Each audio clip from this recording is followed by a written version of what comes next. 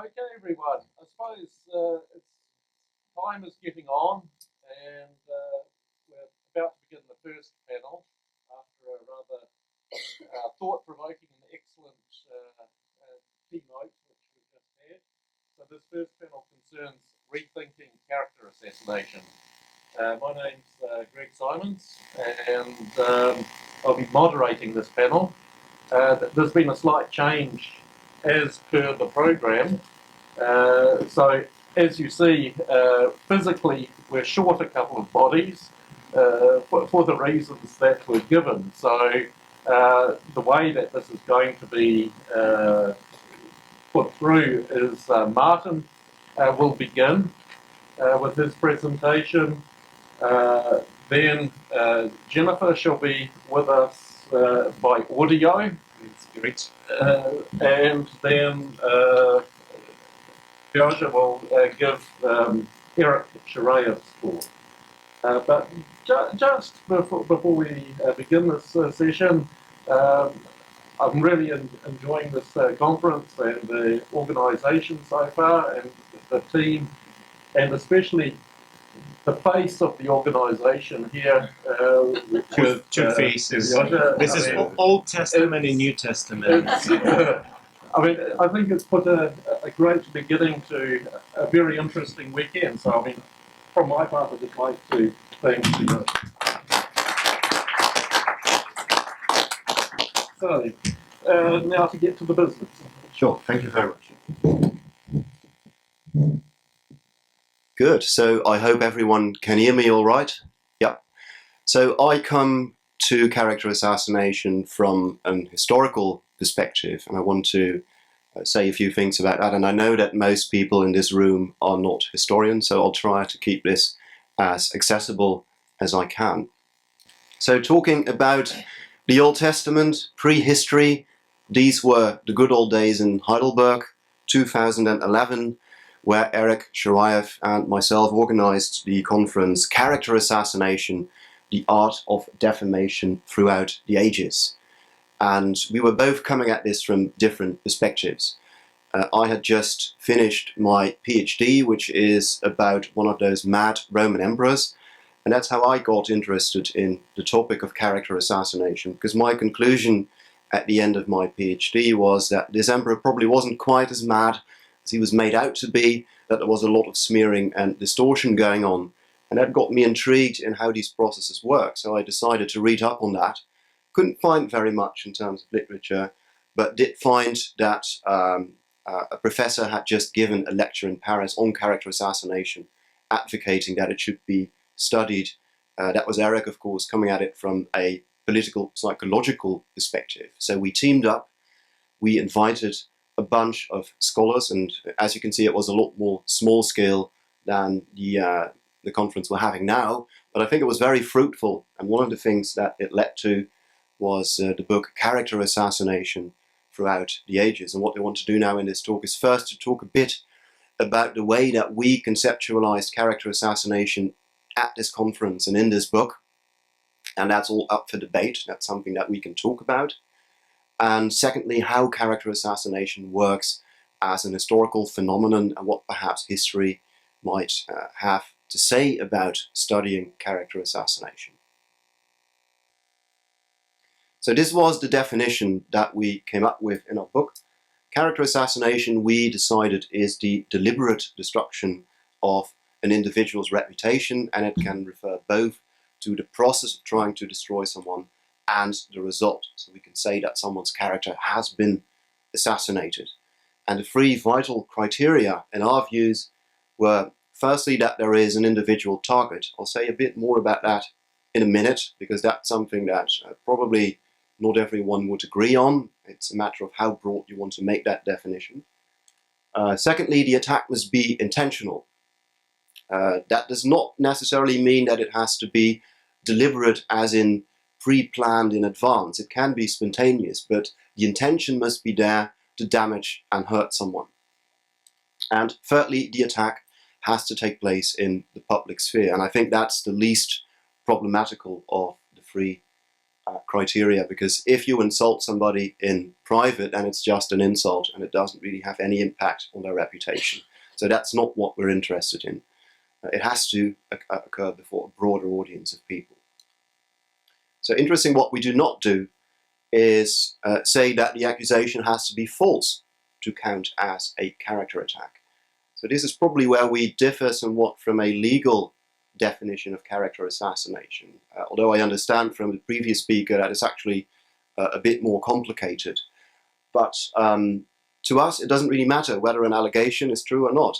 Let's say that a certain politician is secretly an alcoholic.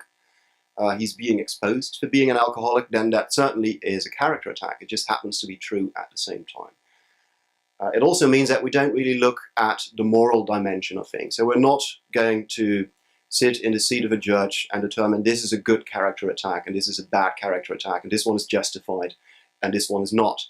We'll leave that to the general public or to the politicians to figure out. All we want to do is to study the phenomenon in itself in an objective way. So we don't want to get engaged in these debates ourselves as participants and pick a side, as it were. So a bit more about those first two criteria: an individual target.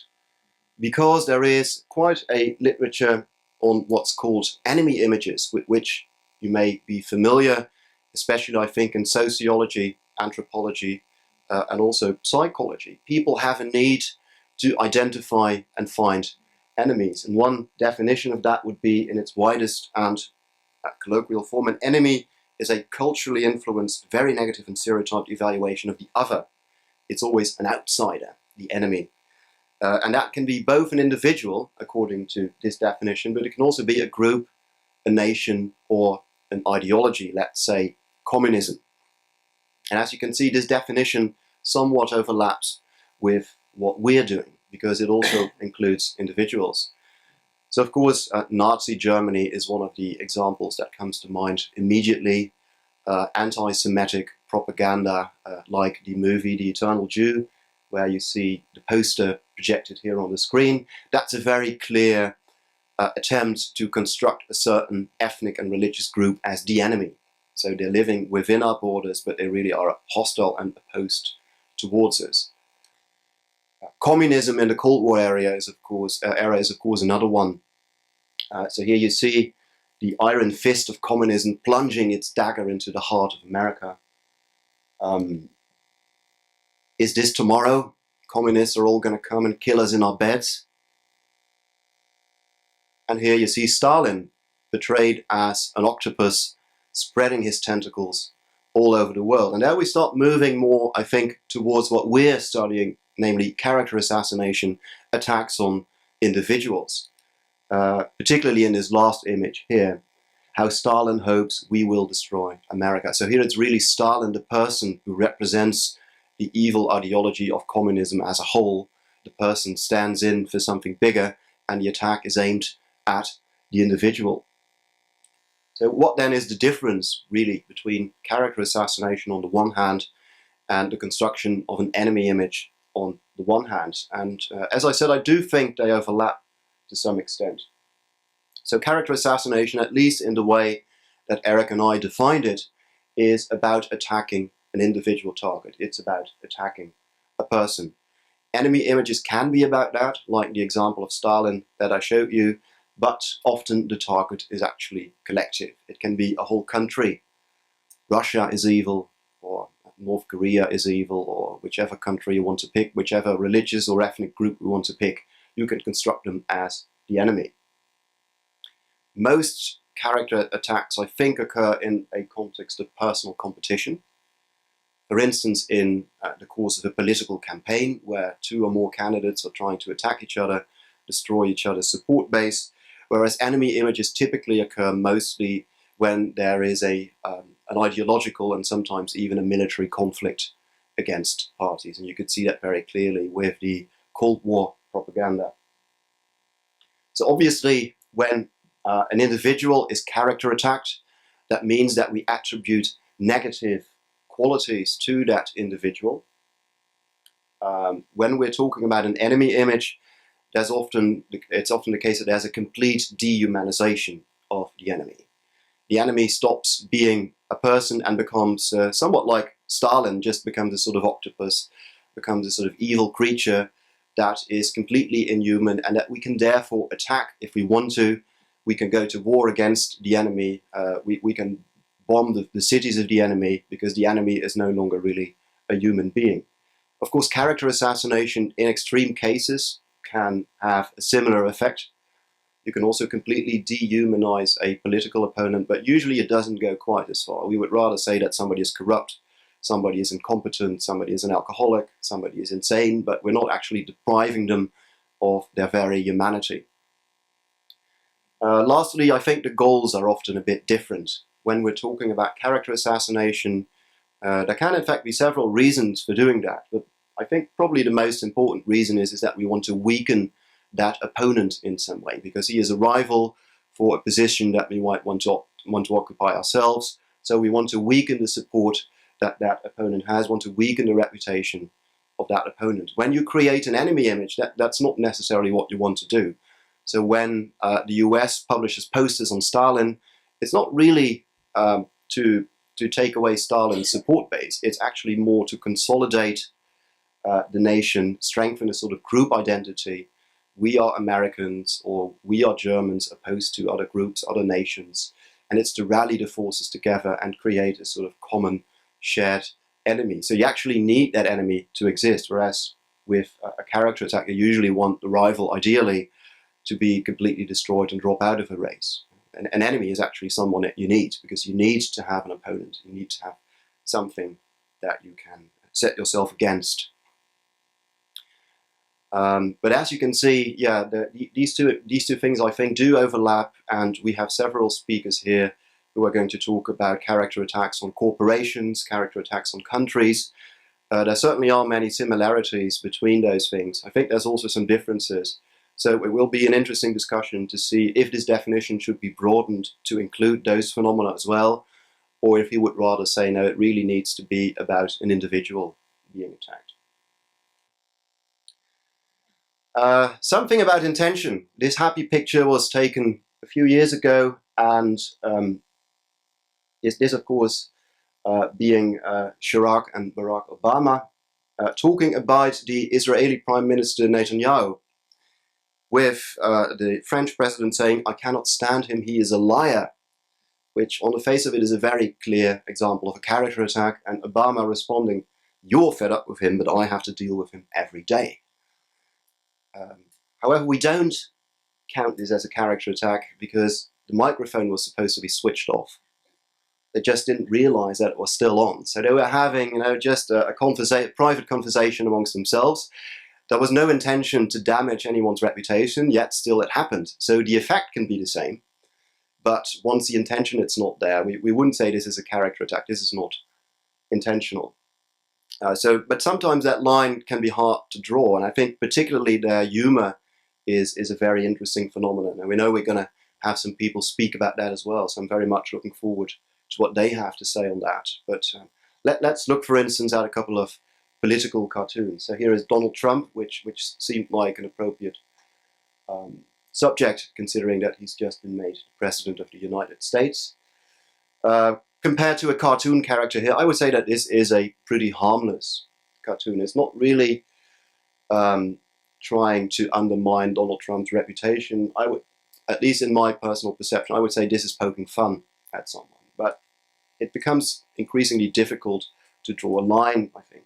Many of you have probably seen this cartoon that was published the day after Donald Trump was elected.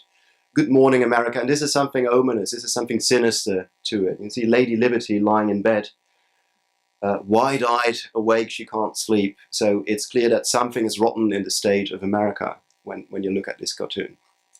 And thirdly, this one, where I think it's very clear that this is meant to damage. This is associating Donald Trump with the Ku Klux Klan, Make America Great Again with 3 Ks, and you've got a lot of Klansmen cheering him on, and one of them even seems to be gazing at him adoringly, really loving Donald Trump.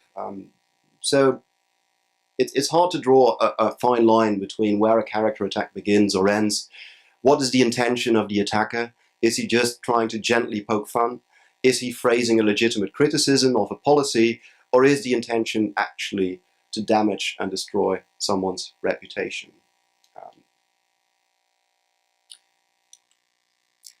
So let's move on to history now. We can discuss these more conceptual remarks later in the discussion and see what everyone thinks about those. So one thing I was interested in is how far back does this actually go? When do people start using character attacks? And I think in our book we said that character assassination is as old as the road to Rome. It turns out it's actually a lot older than that. So one of the oldest examples I was able to find, but I'm sure there are older examples still, is the pharaoh Akhenaten. Now we're talking about the 2nd millennium BC, so this is 3,500 years ago, an Egyptian pharaoh who decides to introduce a form of monotheism in ancient Egypt. The priests didn't particularly like that. He was murdered, probably by those priests actually, and after his death they put his name in the records as the criminal. And they deface and destroy all images and statues that occurred of Akhenaten in a very clear message to the public that this guy is now in disgrace. He was a bad pharaoh, probably wasn't even a pharaoh at all, because he betrayed the gods, he betrayed religion, and he betrayed the priests.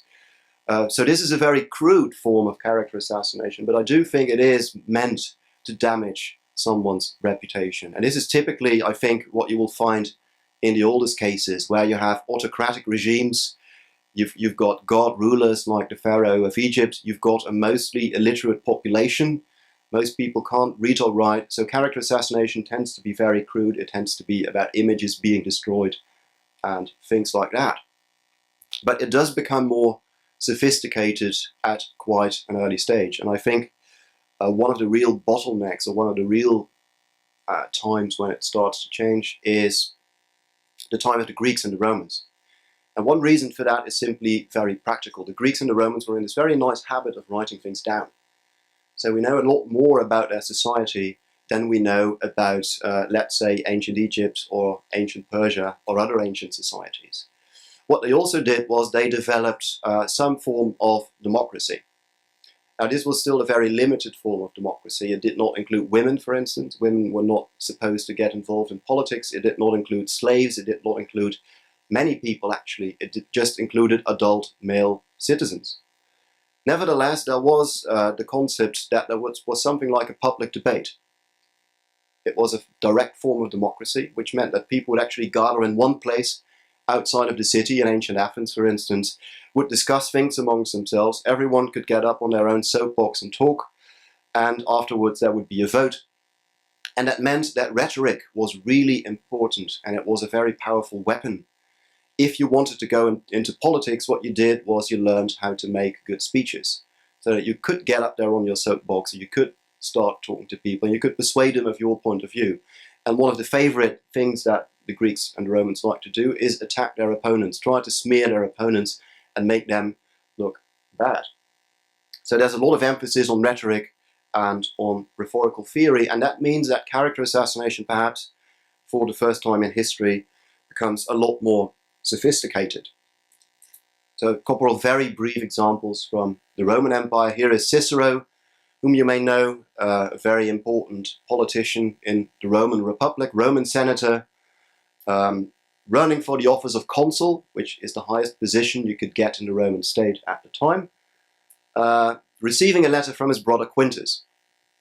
And Quintus writes, advising Cicero on how to run his election campaign. He says, finally, as regards the Roman masses, be sure to put on a good show, dignified, full of effects that appeal so much to the crowds. It also would not hurt to remind them of what scoundrels your opponents are, and to smear these men at every opportunity with the crimes, sexual scandals, and corruption of their way of living. And in fact, we do have Roman handbooks of rhetoric where you already get advice about how best to smear the character of your opponents. So not only are they doing this in practice, they're also thinking about it, and they're theorizing about this. So this is definitely a step up from those Egyptian pharaohs that we saw earlier. Cicero certainly was a champion at character assassination. So here is a fragment from one of his speeches, And although the translation is a bit old-fashioned, I think you can still get the gist of what he is saying. So here is Cicero in the Roman Senate, where all the senators are gathered, attacking one of his fellow senators in public. And he says, "What brand of domestic baseness is not stamped upon your life? What disgraceful circumstances wanting to your infamy in your private affairs? From what licentiousness have your eyes ever abstained, etc., etc." And it goes on and on. What you can see here is that this is a very vicious attack. So our previous speaker was talking about venom as one of the criteria for attacks. Well, venom was certainly something that Cicero possessed in abundance. And what's quite striking is I don't think you would find this sort of allegation in, let's say, the US Congress nowadays, or in British Parliament, or wherever, because it has nothing to do with the case in question. This is purely a personal attack looking into someone's private life. And people would be making accusations that we would feel have nothing to do with whatever's being discussed. They would say, oh, you're from poor parents, and your mother was a prostitute, and whatever. That was all perfectly fine. That was considered a perfectly normal practice in politics. You didn't need to stay on the topic at hand. There are no libel laws in ancient Greece or ancient Rome. And there also is no investigative journalism. So you can make any claim you like, accuse people of anything you like without any retribution. There will be no legal punishment. There will be no media breathing down your neck, fact-checking you. So this is basically a pre-truth society where the audience has no way of checking whether the information that you give is correct or not. So you can basically make up anything you like. And the only thing that you need to be careful of is that your opponent might attack you back, and he might be better at it. And then you're the one who suddenly becomes the victim. But other than that, it's a complete free-for-all, and everyone can do whatever they want. Here's another one, Caesar Augustus. This is not a political speech. This is the future Emperor Augustus leading his troops against Mark Antony, his rival for power. And he's trying to rally his troops to start fighting against Mark Antony and Cleopatra. So he needs to paint a certain picture of Mark Antony. And he does that by addressing his troops, allegedly, at least, in the following words. So he says, "Antony is either heedless or mad. For I have heard and I believe that he has been bewitched by that accursed woman." That accursed woman, of course, being Queen Cleopatra, with whom Antony was having a love affair. "And therefore pays no heed to our generosity, to our kindness, but being a slave to that woman," which is about the worst thing that you can accuse a Roman of, a Roman man of, being a slave to a woman, losing his manhood. He undertakes the war and its self-chosen dangers on her behalf, and against us and against his own country. So he's gotten in bed, literally, with Cleopatra, the queen of Egypt. He has betrayed his own country. He is a traitor, and he has lost his masculinity. For it is impossible for one who leads a life of royal luxury and coddles himself like a woman to have a manly thought or do a manly deed, since it is inevitable law that a man assimilates himself to the practices of his daily life. So Antony, in short, has become effeminate. He has been lured into this oriental luxury that exists at the Egyptian court, and he's forgotten what it is to be a real Roman man. This is such an effective case of character assassination that it still determines Antony's image to this day, I think. When people think of Mark Antony, they think of somebody who's completely besotted with Cleopatra, who's betraying his country, and it was just wild by oriental luxury. So this is a very effective example. So what we see in these societies is that character assassination is usually rhetorical in nature. It's not visual. It's about speeches. And those speeches, of course, have a limited audience because we don't have any mass media yet. So when Cicero is making a speech in the Senate, the only people who are going to hear it are the people who are actually there in the room with him. He may publish it later and reach a slightly larger audience, but since most people couldn't read or write, the scope of the attacks was fairly limited. There's no legal protection, as I said, no news services or investigative journalism. So although the scope is limited, you can say anything that you like. And I think in some ways, actually, Roman society is more vicious in its character attacks than most modern societies are, because the consequences now and the risks are now much greater than they used to be.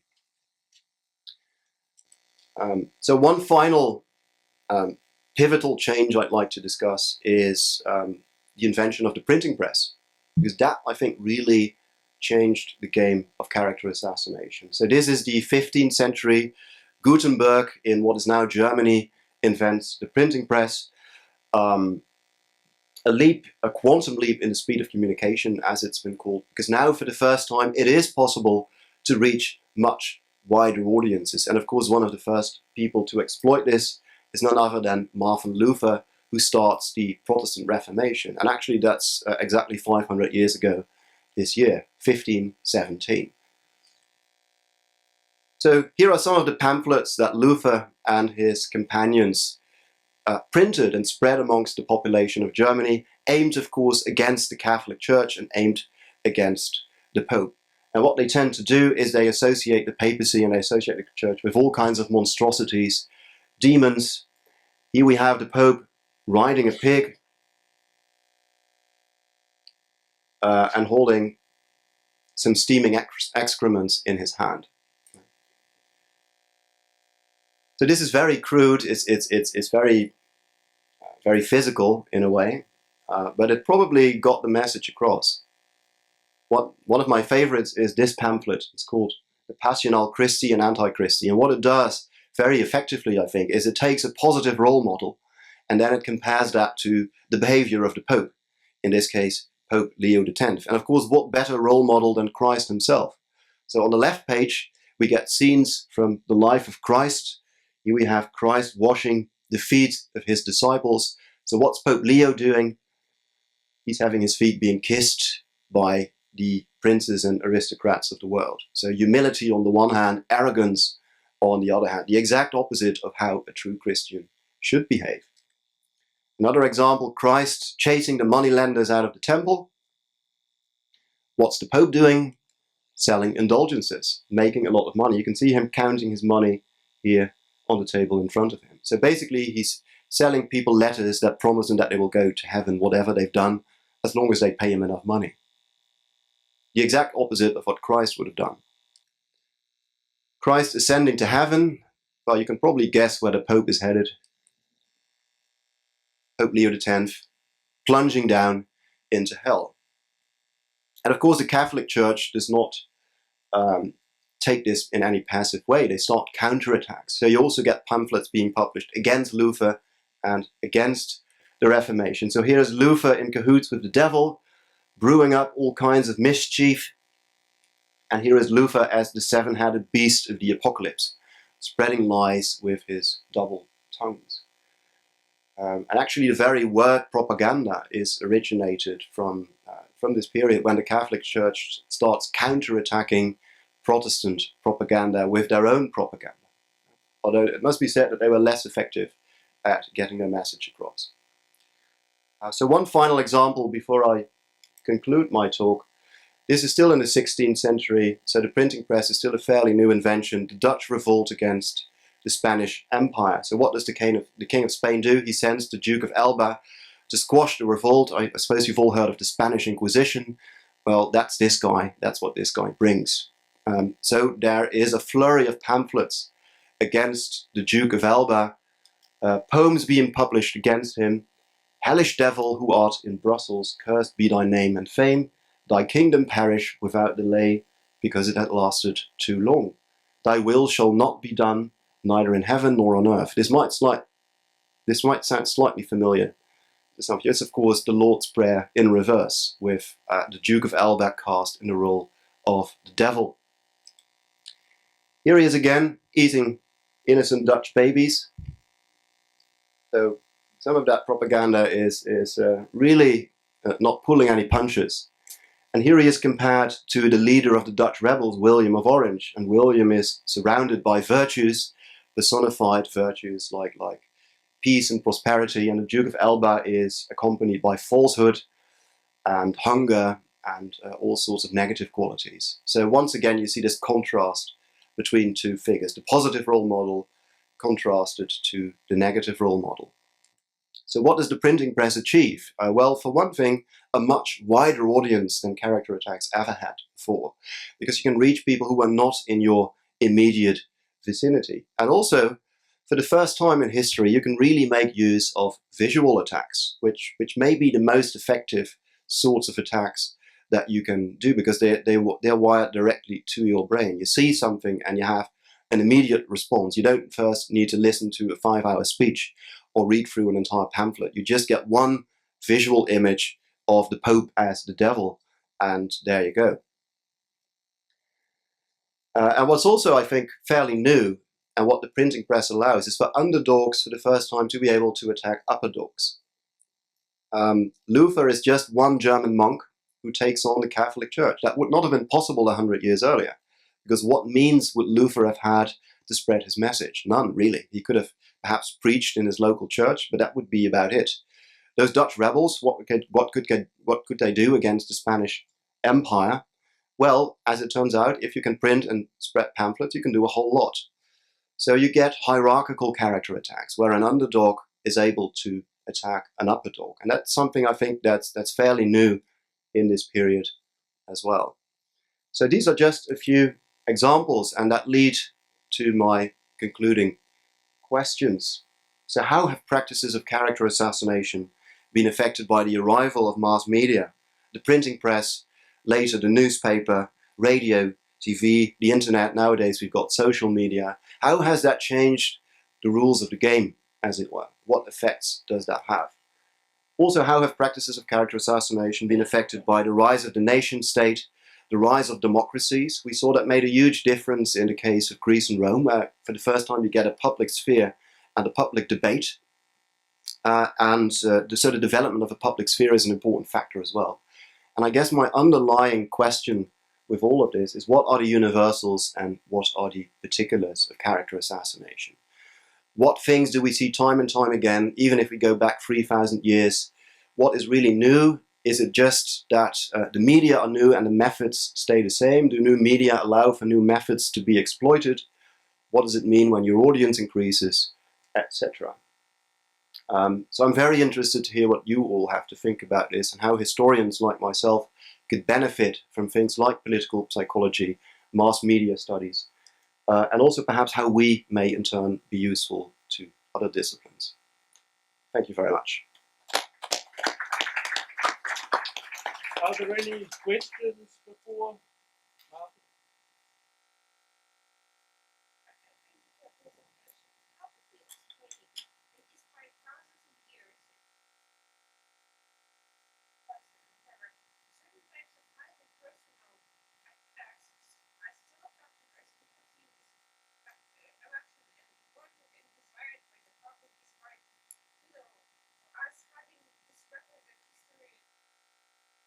Yes, thanks. That's why I'm so interested in political psychology, because my suspicion is that that has to do with psychological features that are more or less universal across cultures, that you have certain taboos in culture, a certain way that people tend to respond, for instance, to visual images that are pretty much the same whether you're a 21st century American or whether you're an ancient Roman, and that some of these principles stay continuous in time, whereas of course other things change, like cultural values change. Things that we now think are acceptable weren't acceptable 100 years ago. Cultural context matters, but at the same time, at a very deep psychological level, I think that some things are fairly constant, and they don't really change at all. Any other questions? Yeah. I was just wondering, you were mentioning about a pre-truth world. Yeah. I was wondering today if you think that we're in a post-truth world, given the Trump administration, alternative facts, and so forth. To some extent, I think I don't think it's an either-or question, to be honest. I don't think it's as black and white as that. I do think what we see in the last 10, let's say 10, 15 years is a trend towards people being more selective of what media they want to follow, what messages they want to hear, whereas that used to be much more uniform. When you look at the 20th century, for instance, you would have, in the 50s, you might have a few TV channels. So everyone's watching the same programs, everyone's reading the same newspaper, so people more or less get the same messages. They will still have political ideas that are different, of course, but at least the info that most people get is the same. And if you are an individual that has a very different view, and you happen not to be a journalist or a politician, it would be very hard to reach a wider audience with your views. Whereas nowadays, everyone can start a YouTube channel, everyone can start a website. So what I think we're seeing is a much more of a differentiation in available opinions and available takes and perspectives on the news. And that has, I think, both its good sides and its bad sides. You know, it makes things less monolithic, but it also makes it very hard to discern what is this based on, what is true and not, and are we still communicating with each other if we're getting our news from completely different news media. One last question? Thank you. Thank you for the very interesting presentation. Three things. Yeah. First of all, the difference between character assassination and image enemy. Yes. I think that it is actually a difference between process, character assassination as a process, while image enemy is a content of the message. So you don't really actually have to distinguish the one from the other. Image enemy is one of the means through which character assassination has been processed. Mm-hmm. So if you have character which is actually ethos, yeah, you can have group ethos. So you don't need to differentiate between individual and group. You have a character assassination processes against people, and you can relate to this process of moral exclusion or functioning of identity versus otherness, etc. So you can expand the concept this way. The other observation is that you have put very interesting concept with analyzing the issue of technological determinism, how the shift of technology that affects the media environment affects the persuasion process, and this way affect character assassination as well. I mean, propaganda is rhetoric within the mass society and the mass media, mm-hmm. and we have this form of transformation. Actually, with persuasion theory, we have two elements. The one is that is constantly being transformed, which is the technology. Yeah. And the other thing is the nature of the beast, of the human animal, who is actually the same since Aristotle and beyond. So thank you very much. 2 points. Sure, yeah, I'll just respond very briefly. I think, some things do stay the same, but it also matters, for instance, whether you have a public sphere. So whether you've got a platform where people discuss things which simply did not exist, for instance, in ancient Egypt, where most people work the land and they stay completely out of politics.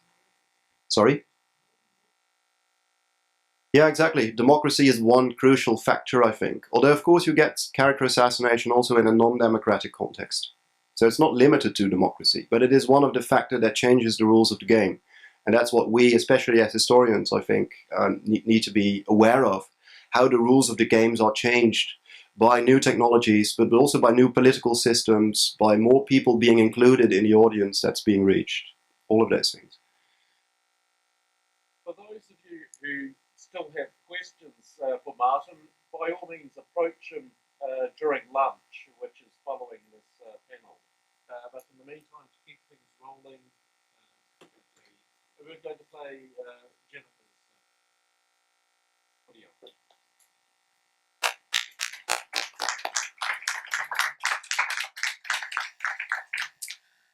I guess I need some help with this.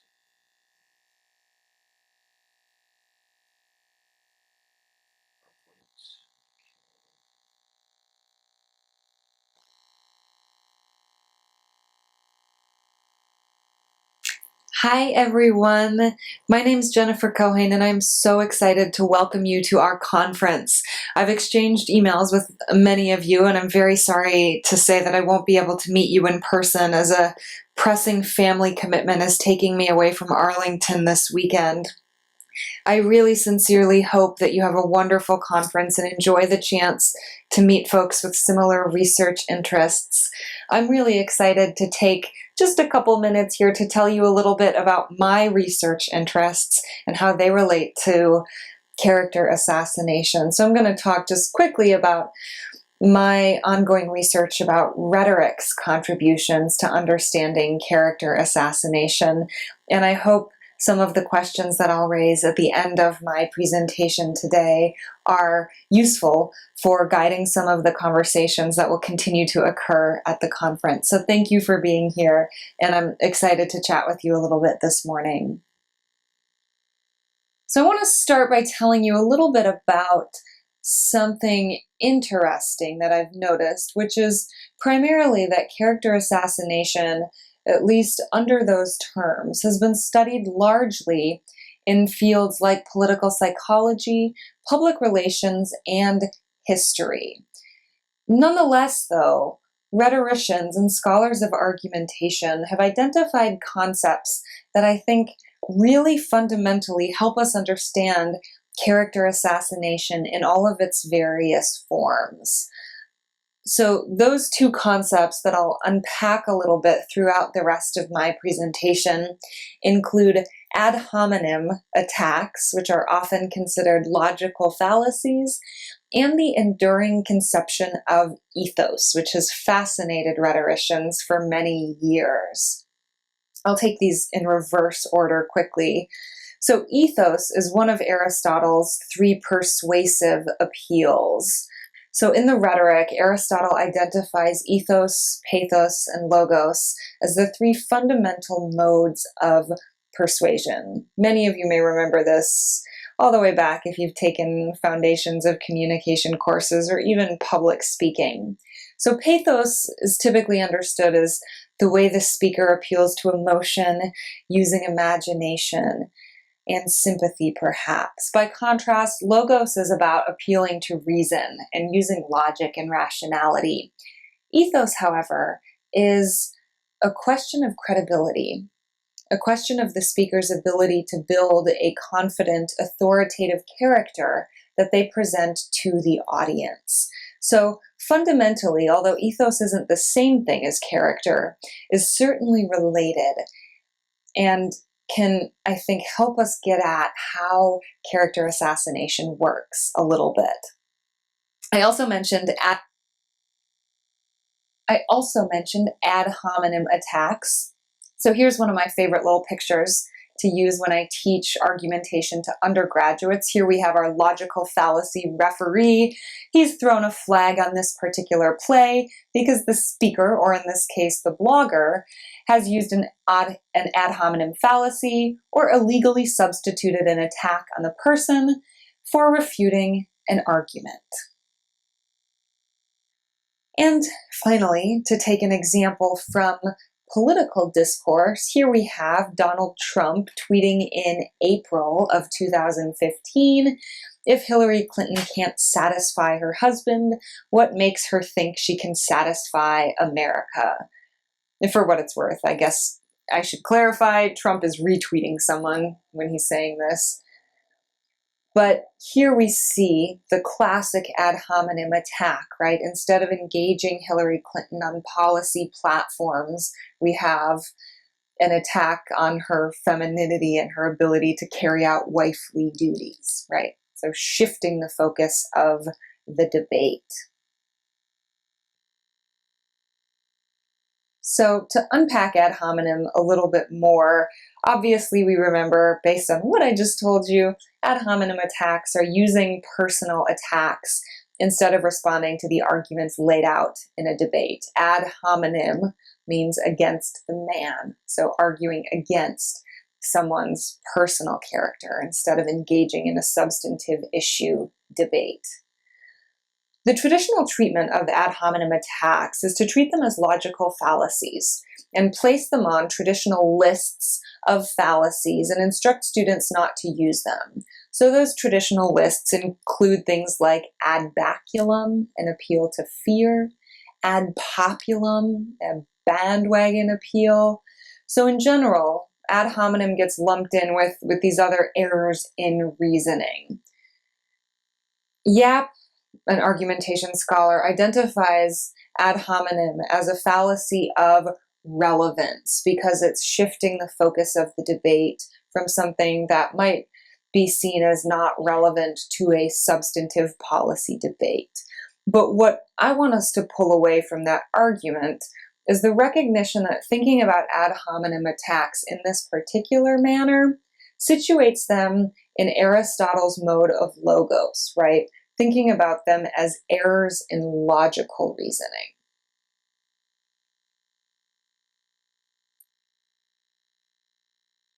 New scholarship on ad hominem attacks, however, encourage us to think about them a little bit differently. So Brinton suggests that instead of thinking about ad hominem arguments as logical or falling under logic, that maybe we should consider ethos or credibility instead. Now, rhetoricians have waffled a little bit about whether ethos refers to the actual tried and true character of a speaker, sort of their fundamental personality, or the impression that the speaker leaves on the audience, right? So is it a personality trait, or is it something that's created and performed in discourse? And of course, that raises the question of how is it that we measure someone's actual character, which is a challenge and something that we should continue thinking about as we think about character assassination. In response to this challenge, rhetoricians have brought forth several different conceptions of ethos that help them understand character and credibility in persuasive messages. Prior ethos refers to the speaker's prior reputation and track record that's known to the audience before the persuasive message is begun, right? So prior characteristics known and understood by the audience. Intrinsic ethos refers to the image of the speaker that's generated or created in the speech. How does the speaker perform their credibility? And this can be created by using things like appropriate evidence. It's a great way to build credibility, as I tell my students in public speaking. The last concept of ethos is one that I created in the course of a research project that I'll tell you about in a second. But procedural ethos refers to following the appropriate procedure regarding how and when a speaker should speak or circulate a persuasive message. And I'll tell you why I created that concept and what I think it gets us as we study character assassination in 1 second. But one of the things that rhetoricians are continually focused on is the audience, right? It returns us to the question of audience, who is the ultimate arbiter of character. And I suggest it helps us understand where character comes from in the first place.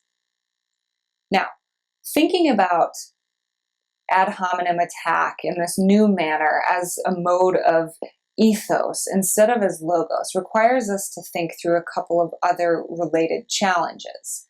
So it prompts the question, are there times when attacks on a speaker's character are not only acceptable, but justified? In other words, are ad hominem fallacies not actually fallacies?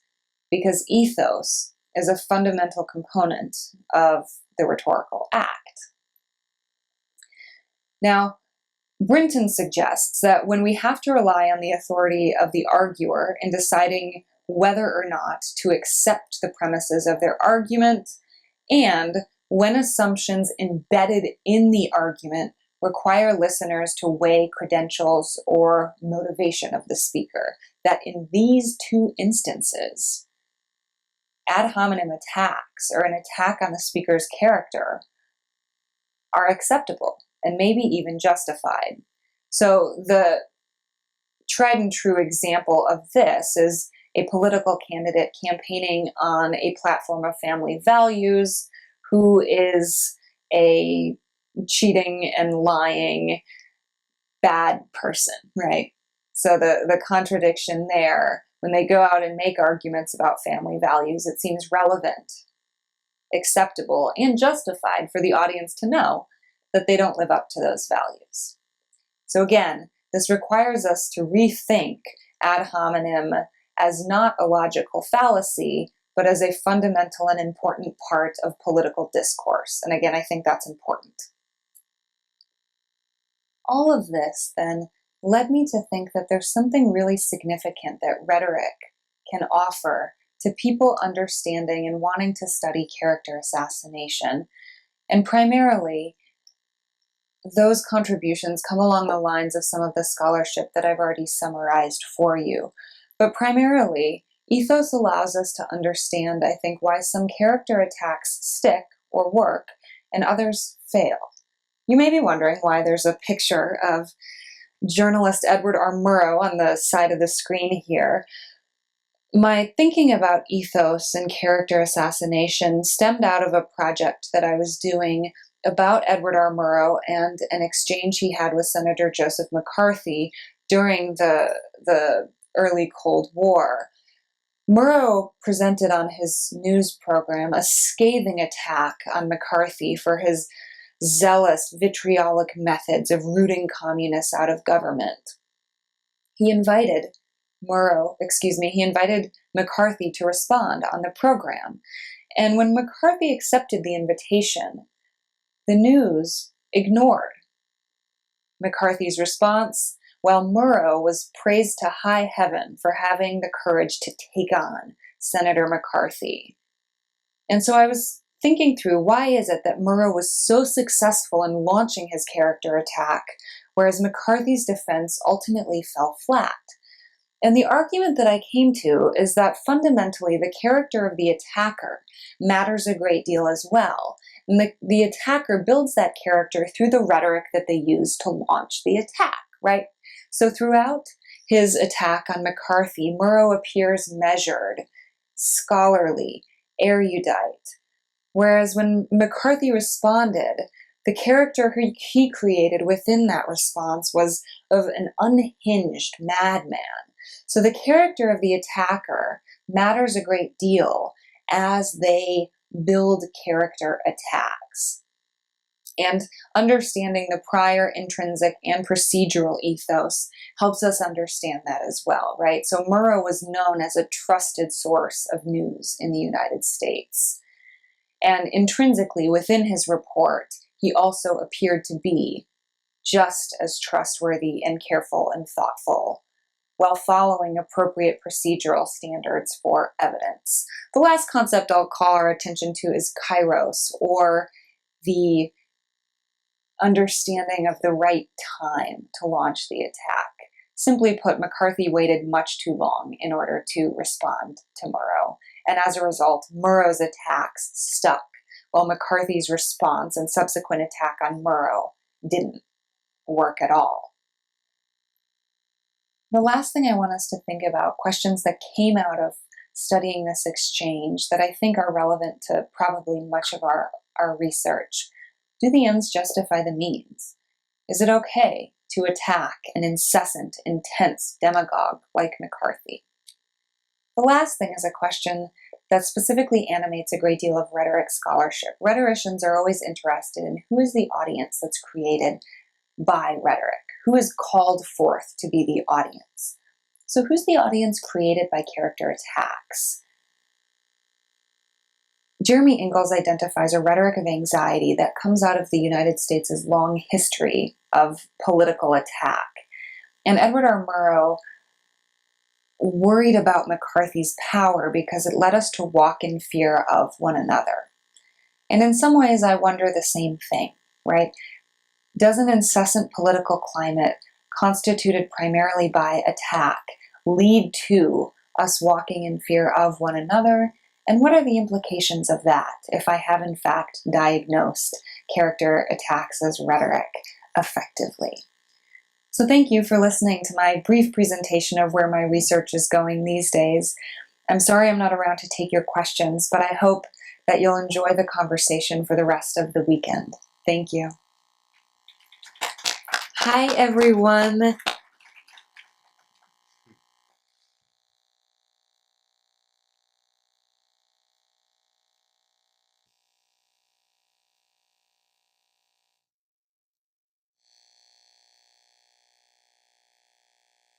Well, thank you, Jennifer, for your presentation. She is with us, and hopefully you will have a chance to send her an email and thank her for this presentation, as well as her wonderful input to this conference. She's done a tremendous job making this happen. So I have the privilege to speak on behalf of Eric Shiraev, my true dear friend and colleague, a founding father, another founding father of this wonderful cause, and talk about character assassination as a phenomenon from political psychology perspective, per se. I hope to incorporate some of my thoughts. I specialize mostly in mass media, mass communication studies, public relations, and I realize actually we have a lot of distinguished scholars and practitioners who will discuss different aspects of media. We have Richard Sheehy with his media panel this afternoon, who will shed some light on some very interesting media perspectives.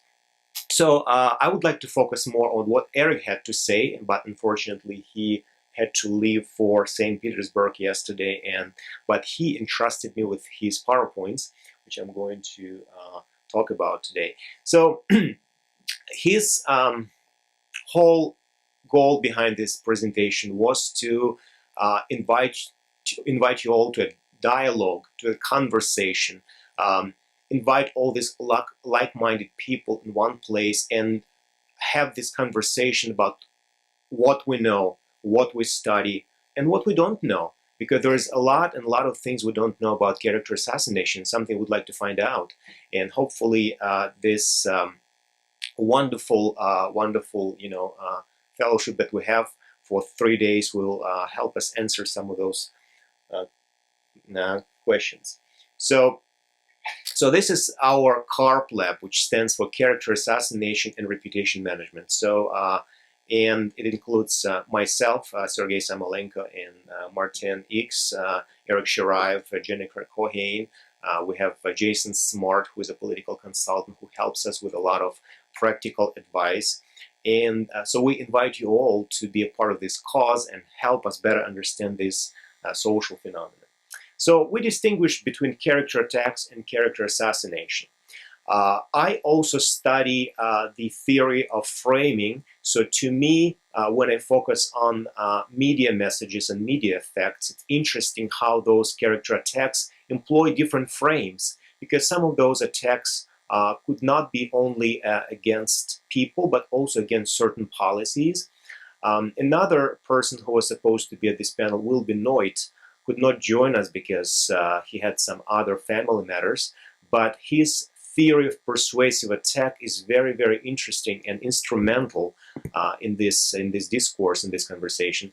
So when we try to look at different scholarships and see those overlaps, we'll see how actually vast and intriguing and interesting this area is. So when we look at our typology of character assassination and Will Benoit's image restoration and persuasive attack theory, and the framing theory, the balance of framing negative versus positive, and how it can fit different character attacks during character assassination campaigns, you'll see there is a lot of room and a lot of scholarship for all of us. So that's why we think that only interdisciplinary approach actually makes perfect sense and helps us all better understand this social phenomenon. So we do distinguish between character attacks and character assassination. Character attacks are assaults aimed at a particular individual, opposed to attacks aimed at certain groups, movements, and nationalities, and Martijn already spoke about this. And there are different motives. There is another very interesting component. What is motivation of the attacker?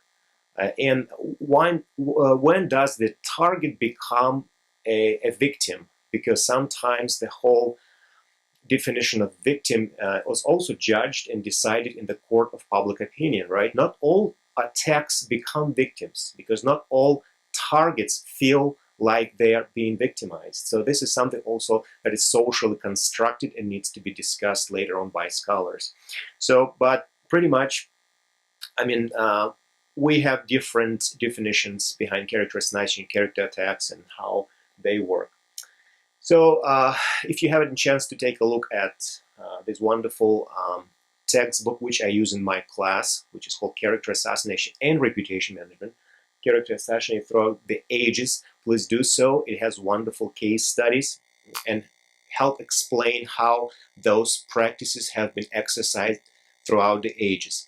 So, but from Eric's perspective, what he's trying to find out is what happens in people's mind.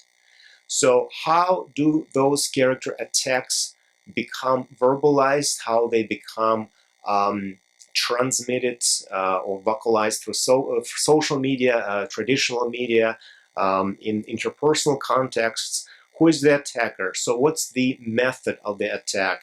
And who is the target? And how does this target become a victim, you know? And then what are the outcomes? So people like myself who are in business of public relations, we study the defenses, just like Eric Desenhall. We look at so what's the reputation? How do you manage image? How do you repair image? And is it always good to defend somebody who actually deserves this attack, right? And maybe some of those attacks are well justified. So, so Eric in his book, he outlines different things. First of all, from attacker's point of view. So, for example, attack the opponent and then they may sway the undecided. Attack the opponent and create uncertainty about the non-committed. Attack the opponent and thus prevent defections from your supporters. So, so in the book, he also outlines things related to different psychological processes behind character assassination campaign. So he looks at the update processing model, the ad hoc processing model, hybrid processing model, and the anxiety processing model.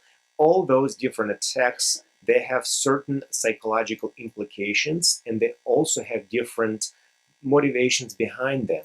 So it's really important to study, you know, the psychology behind it, because without it, you know, we can't really understand why it's so universal and why it's so human, why it's so natural for people to engage in those persuasive attacks all the time, right? Then considering the typology of character assassination, which we hope you'll help us refine, streamline, and explore even more, because at this point we think it could be even more exhaustive than it is right now. We look at different types of attacks and methods, such as name calling, also known as labeling, cheap shots, when some of those attacks, you know, could be used like jabs or very quick assaults, accusations, complex attacks, and thematic attacks, which are very complex attacks that pretty much imply, you know, understanding some cultural or social realities, right, behind the attack. So only people in this particular culture can understand those hints. And a lot of innuendo attacks actually are very cultural. You really have to be a part of a certain culture to understand the attack and its actual detrimental effect, right? So, and that's pretty much how Dr. Shiraev lays out those different categories within his typology.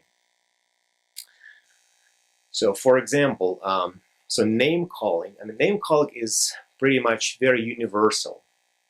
So, and it does not require factual proof, but those labels, they stick, right? And pretty much they short. People, especially when they're visual, they can be remembered for a long time. And pretty much sometimes the attacker's goals is to get emotional support from the backers of that attack and plant the seeds of doubt. And it could be a very similar, you can draw some parallels with like poisoning the well. Some of those could be used during the poisoning the well campaigns as well.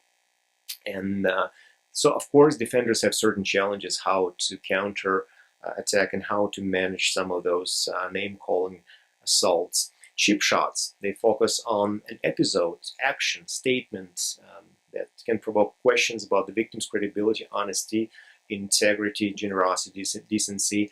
And the purpose sometimes is to annoy and distract the opponents and their supporters so that attacks can cause damage or push for victims to overreact sometimes, or lose control, right? Accusations, falsifications, they based on lies, which are also very hard to prove. So because I know during the media panel, we'll be talking about actual lies and falsehoods, and they say, you know, pretty much when people don't really know about, you know, the truth, they could be called falsehoods, but when people know and don't do anything about it, they become lie, right? At this point, it's really interesting for us to talk about those things in our times of post-truth and fake news, like what is an actual lie, what is falsehood, right? What qualifies as an actual falsification? So, but based on lies, falsifications, or fake news, so they could be spread through different channels, and they're very, very hard to be distinguished from facts. Complex accusations, serious and direct accusations, claims, charges, speculations based on certain known facts, of course, and they aimed at some imminent moral damage, and they create unavoidable public humiliation of the victim. And finally, those infamous accusations I told you about, which illustrate some importance of social and cultural context in which attacks take place, right? You know, hey, look at, you know, Donald Trump defending his short fingers, you know, if you know what I'm talking about. At this point, you know, it becomes the topic of the conversation, and all of a sudden, all these newspapers and social media sites not talking about public policies, they're talking about Donald Trump's short fingers and what it might mean to our perception of manhood and his ability to make decisions and defend the country, right, all of a sudden. So we really have to kind of explore cultural aspects of character assassination, because they really, really represent some interesting insights for all of us, right? So what we don't know sometimes is how to distinguish character attacks from legitimate criticisms, right? How to measure or quantify the effects of character attacks, how to defend against character attacks, because some of them are very situational, contextual, and it really takes a lot of insight and experience from practitioners who do this all the time, like Eric Desenhold, to make sure that this particular defensive strategy is the most effective one. Should we ignore or not to ignore? Should we use silence as a defense mechanism, right? And how and when do character attacks backfire against an attacker? Because not all character attacks work, right? And sometimes not all of them really a part of character assassination campaigns. So, and the new part of Eric's and my specific interest and focus in how character attacks can be tools of foreign policy, right? And we see with different attacks being used in the media how political leaders, international leaders could be demonized, right? How character attacks can be used against them. And Greg is going to talk about this today. So how they can change public perception and be a part of shaping public opinion about certain foreign leaders, right? Nasty cartoon, a piece of gossip, any dirt about diplomat or public figure can be disseminated in seconds and globally right now with social media, right? It's become viral. If some interesting meme or tweet can be very, you know, infectious, and it become viral, and people from all over the world will actually get access to that. So any slander can be easily distinguished sometimes, but maybe it could be designed in a very secretive manner, and then all of a sudden it becomes, you know, on every person's screen. So all these questions that Eric asking us here will be very interesting for us to discuss during our conference. And of course, I'm looking really forward to your insight, your scholarship, your expertise, your knowledge. And hopefully at the end of this conference, we can put together a conference report paper. And my students are working on the website right now. All these videos, all papers, all presentations will be available. So, I'm inviting you all to this discussion of character assassination, and so we can help people to recognize those practices. We can help people how to defend from those dirty tricks, and pretty much how to save some universal values like character, goodwill, and democracy at this point. So, thank you so much.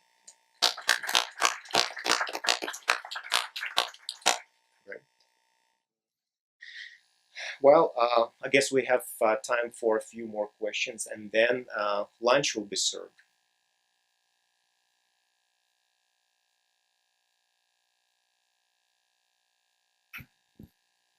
Thank you so much. I wanted to, you have talked about rebirth image, so maybe you could tell us a little bit more. And then I have also some general, maybe like, not really questions, but maybe like perceptions or ideas.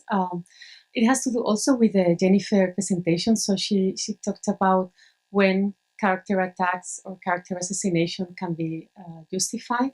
So she gave the example of family values. Then at the same time, at the last part of your presentation, you were mentioning the same. I think maybe it's part of the research questions you are working in your research team, legitimation, at the same time, the difficulty of recognizing or measuring. So I was also trying to reflect myself about these very enriching questions. And I guess that maybe, I mean, we have to be dealing case by case, right? So it's kind of difficult because tomorrow I will be talking about, so I'm also trying to draw some universals, but at the same time it's a little bit difficult, right? When something is a character attack, when something is not, because we need to go to the particular case or to the example, and when it's going to be legitimized. So I was thinking maybe what happened during the campaign with Donald Trump. So when they were saying that he had not released his tax returns, so do we voters need to know about that, or the way he treated his employees? You know, so that's questions that I'm also thinking, and because I will speak tomorrow, so I wanted just to share with you and maybe with some other people about what they think about all this. Thank you so much. Thank you for a wonderful question. I guess the answer here would be to study history and see how some of those social values have changed, because I know in your book you specifically talk about attacks against the youth, right? Which have actually changed, and now being young is not considered to be, you know, a weakness anymore all of a sudden. So you'll see how some of the values and some of the principles have changed over time and became socially acceptable, right? And we also have to study culture, because culture is really important. That's what makes character attacks and character assassination campaigns contextual. Think about, you know, different cultural values, or maybe things that appropriate or not appropriate in different cultures. Like, for example, in the American political system, if you want to be seen as a you know, career politician and to do well, you have to meet certain criteria and certain requirements. For example, you have to be a married man. You have to be really, really clear about your values, what you represent, right? But think about, so like machismo is not really a strong factor like in other cultures, like Latin America, for example. Even Russia at this point, you know, the Russian president can get divorced. Think about the American president being divorced. So President Putin gets divorced and his ratings soar, because the concept of machismo is very important in the Russian political context, which is not a part of the American political context. So we have to consider those cultural differences as well if you really want to understand why certain character attacks and certain character assassination campaigns work or fail. So at that point, that's why we have so many people from different countries at this conference, and that's why it's important for us to, you know, hear your feedback and some of your insight. Paying attention to that through history, which I think is super, for me, it's something very interesting and so beautiful. The first presentation, thank you so much. But then now what I see is that thinking about these topics, we will need to have a comparative approach. Right. I'm from Spain, so because it's going to be different. And when I teach my students, I teach a course in English, which is bilingual, and I'm talking all the time about American politics. And then I think that I was also using the same argument, which is cultural values, because it depends on. So I think that it would be also very interesting, maybe for us researchers and people studying, right, to think about nowadays, but also in different perspective of different Of course. cultures or That's why we countries, have to right? study history. That's why we have to study those patterns, because you'll see some of those patterns being consistent. And you'll be shocked how many of those practices used during the ancient Rome are still practiced now, and they actually never go out of fashion. And that's why we have to study cultural differences to understand that not all practices from the America can be applicable elsewhere. Thank you, Sergei. I would address to you. Right. So the presentation is co-production by you and Derek. But as far as you are standing here, you are responsible, and Yes. I would ask you, okay? Fully So we can read here that an uninformed person remains a desired prize for a character attacker, be it an internet troll, a public relations professional, or a president, right? So you speak about individual attacking someone. So individual works against individual. Right. What to do with the cases like in contemporary Russia? Then you have thousands of various attackers, like internet trolls, who work in carefully orchestrated companies, but their intentions are produced not by themselves, but by someone else, by some hidden actor. So how can you deal with that case? Then someone works not on his own, and even perhaps he's attacking his agenda or his attack. He's not produced by him or himself or herself, but someone else. Yeah. And to understand who did actually this, who produced this attack, you should reconstruct this hidden scheme, which is hidden and which cannot be uncovered. But if you don't know it, you just cannot understand what the timing of the attack, why it raises up and why it disappears and so on. Well, Thank you. It's a wonderful question, and I think actually very often we don't really know who attacker is, and the history shows that we don't know who has erased, faces of ancient emperors from those coins. We don't know who vandalized their statues. We just don't know who attackers are. And going back to your question, I'm not a specialist in cyberbullying or strategic internet attacks specifically, but I do not believe in sporadic, campaigns organized by mobs and crowd. There's always some kind of actor behind. There is always a mind that creates campaigns, and there is one actor who pretty much mobilizes different channels and different, other actors to be involved. So pretty much what we study is how it's done. We would be interested to know what that single actor thinks and how he or she intends to exercise the campaign. But again, sometimes we don't really have enough knowledge, and we don't really have access to this type of intelligence, this type of information. But I think your question is really, really interesting, and this is something that needs to be discussed definitely. Yes.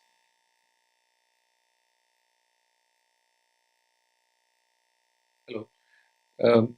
I'll be quick here. I just wanted to ask about the medium in which character assassination occurs, which is the media, basically, with all its categories. Seeing that the current events, I wanted to ask earlier if they can be compared to anything that happened in history. Mm-hmm. But that leads me to the question where, do you think that the media inadvertently or unintentionally has become the target of character assassination, which, developed to current people being immune to? So media as a collective actor. Yes. So I guess experts during the media panel will have a better answer than I do, because they actually study this all the time, and some of them represent those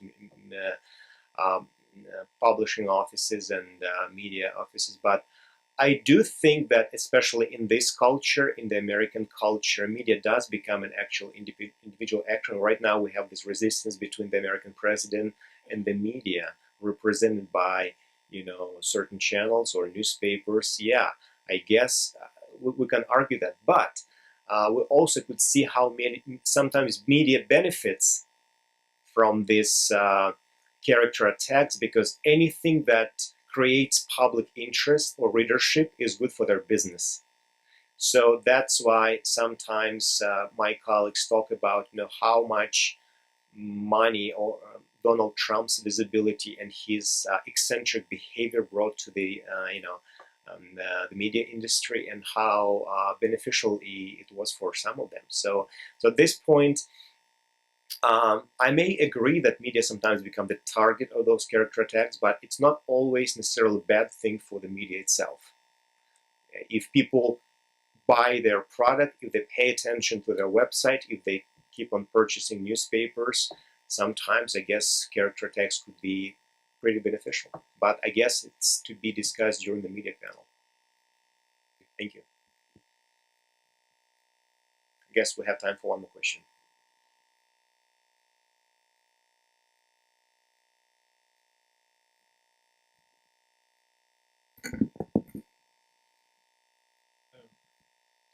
Scapegoating as a societal process can be a source of character assassination. Mm-hmm. Do you consider this as being part of character assassination of the field?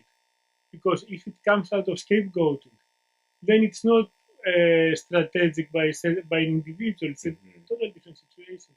I mean, maybe by defining character assassination as part of what Elul might call political propaganda and exclude sociological propaganda, you define the concept more narrow than it should be defined.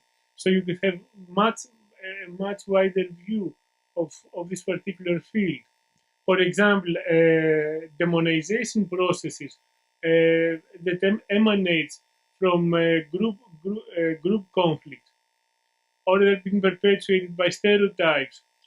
These are in effect character assassination processes, but they're not part, even though they're the notion of deliberate, it's not actually strategically deliberate, but it emanates from a worldview. So this can be character assassination as a process, as an effect, but with total different campaign mode. Mm-hmm. It's a fantastic question about scapegoating. Yes, scapegoating actually has been explored by psychologists a lot, a part of like witch hunting campaign, McCarthyism, red baiting. It's been explored how it was used, by different political parties, but also in public relations. We study how sometimes, and Professor Seifert will talk about tomorrow about how sometimes CEOs use scapegoating as a technique to shift the blame from them to someone else, and actually use scapegoating and firing employees as a way to pretty much embellish themselves and, again, assign the blame to another actor. So it could be a part of the strategic, strategy during crisis communication or crisis management campaigns. So to answer your question, scapegoating actually been studied and conceptualized differently, and that's why it's so wonderful to take a look from a different angles, different perspectives. Yeah, but it's a neighboring concept that not specifically outlined in our typology, but it's that needs to be more explored. I agree with you. Okay.